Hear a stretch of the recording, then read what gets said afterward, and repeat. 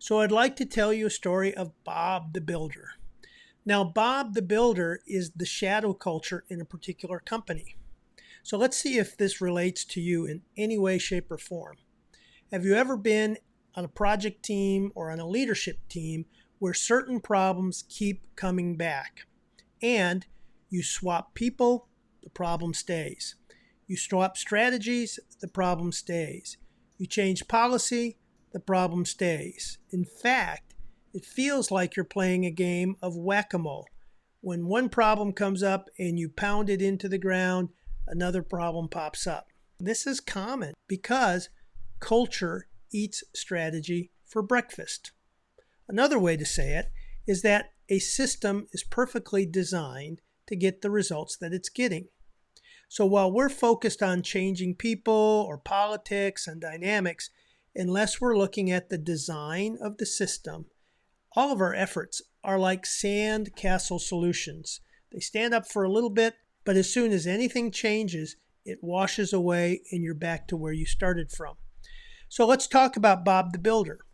Now, Bob the Builder is the shadow culture of a large global developer contractor.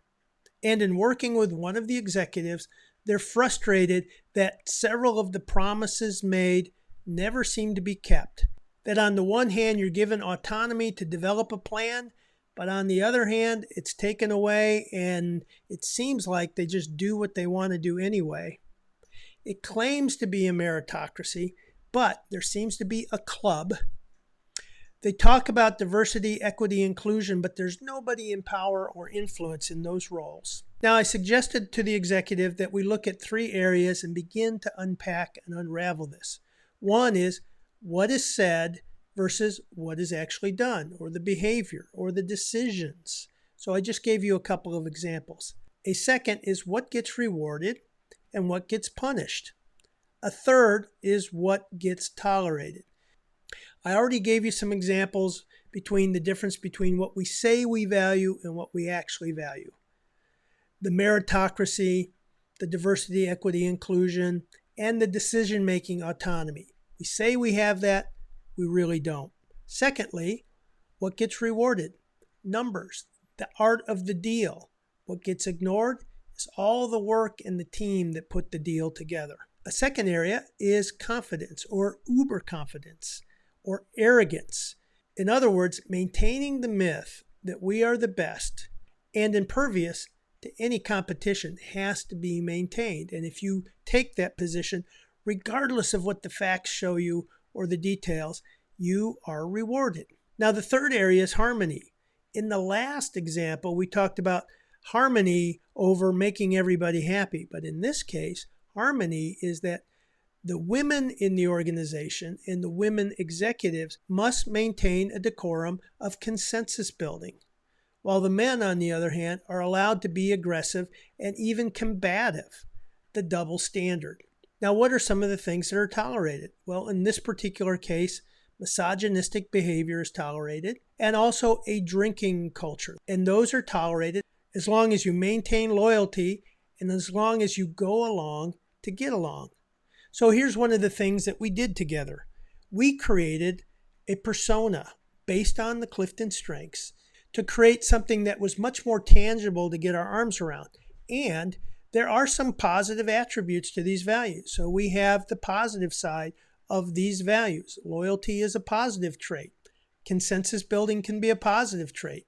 But we also created the kryptonite version. Here are the 5 strengths that we built this model around. Relator, which is the trust, loyalty, along with responsibility. I take it on my shoulders and I show up as a good soldier. Significance, that confidence, that pride, that ego, that we are the best. Positivity is another attribute because this culture rewards people that say, can do, great idea, I'm on board, and it creates something that we'll look at later called the Abilene effect. You can look it up, it's fun.